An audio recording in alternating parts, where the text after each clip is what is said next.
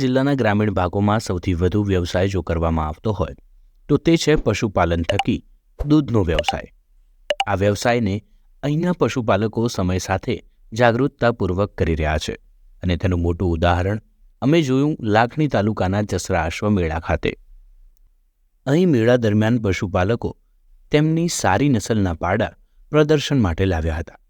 અમે કહ્યું એમ જિલ્લામાં પશુપાલન વ્યવસાય એટલે મોખરાના સ્થાને એટલે પ્રદર્શન માટે લાવાયેલા પાડા જોવા લોકોની પણ મોટી ભીડ હતી. ખાસ કરીને તમને એ જણાવીએ કે આ પાડા કોઈ બહારના રાજ્યના હતા એવું પણ ન હતું. આ પાડા એ બનાસકાંઠા જિલ્લાના પશુપાલકોના હતા અને તે જોતાં પશુપાલકો નસલ સુધારણા તરફ વળી રહ્યા હોય તેવું સ્પષ્ટ જોઈ શકાતું હતું. અમે પાડાના માલિક સાથે વાતચીત કરવાનું નક્કી કર્યું. આ છે ભરત ચૌધરી, જે વડગામના રહેવાસી છે. સાંભળો તેમણે શું જણાવ્યું. હું વડગામ ગામનો વતની છું. હું પોતા વડગામ, જિલ્લો બનાસકાંઠા, ગુજરાત. અહીંયા પાડાઓ ખાલી મૂળ દેખાવા માટે ને પ્રદક્ષિણી કરવા માટે જ લાવ્યો છું. વેચવાની કોઈ ગણતરી નથી. આની માતા છે એ ભીમની છે, આ પોતે છે મોદીનો છે. બરાબર. માતાની માતા જે હતી એ મોરા નસલ હતી અને માતાનું દૂધ લગભગ વેતરનું ગણો ને તો લગભગ 5300-5400 લીટર દૂધ એનું વેતરનું હતું. મારા જોડે ઓલરેડી ગાય ભેંસ ટોટલ 60 થી 65 પશુ છે હાલ.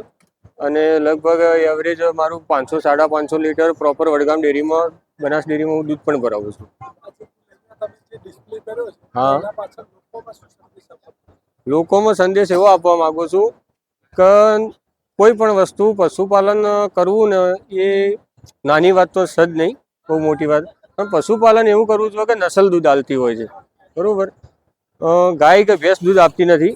જે સારી નસલોના એવા જાનવર તૈયાર કરીએ કે ધારો કે જે 4 રાખવા હોય એના કરતાં એક સારું એવું નસલ તૈયાર કરીએ કે જેથી કરીને સારામાં સારું દૂધ આપણને ઉત્પાદન મળે, અને ખર્ચમાં પણ પોવાય. આ મોંઘવારીમાં નસલ જ ધારો કે કોઈ પણ ધારો કે કોઈ ભેંસ છે કે 3 કે 4 લીટર દૂધ હાલે, એની એ જ ભેંસ એટલું ને એટલો જ ખોરાક ખાતી હોય તો લાગે 7-8 લીટર. એનાથી કોઈ સારી નસલનું તમે તૈયાર કરવા જો તો લગભગ 10 લીટર પણ દૂધ હાલતી. આની માતાનું સારી નસલ, આપણો સંદેશો એક જ છે કે સારી નસલ સુધારણા કોઈ પણ ગાય, કોકરેજ ગાય છે, એચએફ ગાય છે, ભેંસ, જાફરાબાદી ભેંસ કે બંને કોઈ પણ નસલ હોય એવી નસલને રાખીએ કે જેથી કરીને ખેડૂતને પોહાય.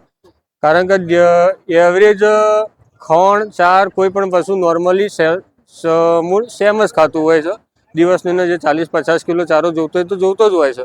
બરોબર. પણ એવી નસલના રાખીએ કે જેથી કરીને પશુપાલકને જનરલી પોસાવવું જોઈએ. આ અન્ય પાડાના માલિક પ્રવીણ ચૌધરી છે, જે વાસણ ગામના રહેવાસી છે. તેઓ પણ પશુ ઓલાદ સુધારવા તરફ આગળ વધવા માંગે છે. નામ ચૌધરી પરણભાઈ હકમાજી, ગામ વાસણ, વિરાટ ડેરી ફાર્મ વાસણ, ગુજરાત.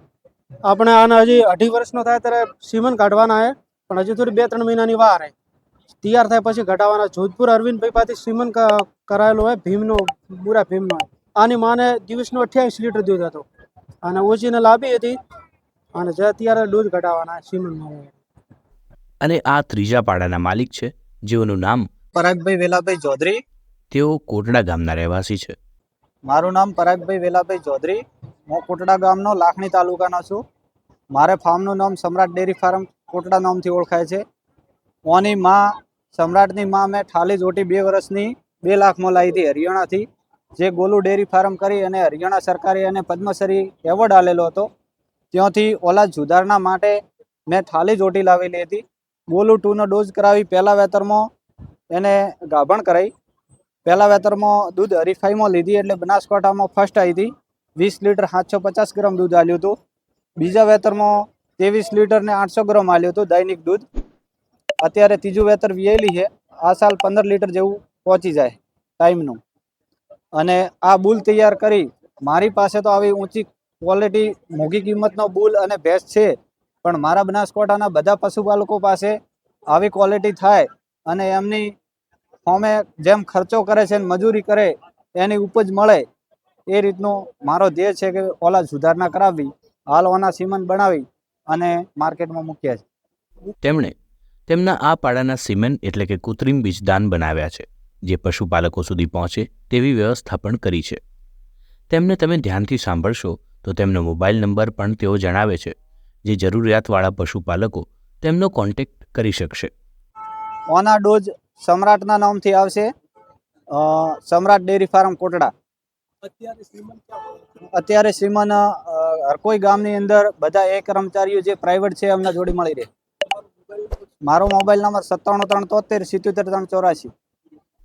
આવનારા સમયમાં બનાસકાંઠા જિલ્લાના પશુપાલકો પોતાના ઘરે ઉચ્ચ ગુણવત્તા ધરાવતી ઓલાદ વિકસિત કરે તો કોઈ નવાઈની વાત નહીં કહી શકાય, કારણ કે પશુપાલકો નસલ સુધારણા તરફ કદમ માંડી રહ્યા છે, જેનું આ એક મોટું ઉદાહરણ છે.